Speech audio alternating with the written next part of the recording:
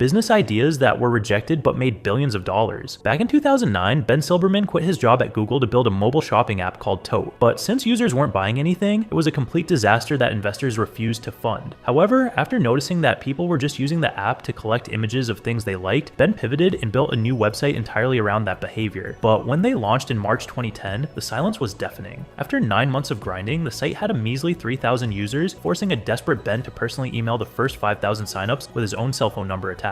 He even resorted to walking into Apple stores and changing the browsers on display computers to his website, standing in the back just hoping someone would notice. But the investors were even more brutal. Ben filled his calendar with meetings where every single venture capitalist said no, dismissing the idea as a niche hobby site for moms rather than a real tech company. One famous investor passed simply because he couldn't understand why anyone would collect digital images, and the founders were laughed out of offices because nobody saw a path to making money. But those investors made a billion-dollar mistake. It turned out that those moms they ignored were actually the most powerful shoppers on the internet, pushing the site to become the fastest in history to hit 10 million users. Today, the platform serves over 600 million monthly active users and generates over $3.6 billion a year. And that rejected hobby site is the visual discovery giant Pinterest.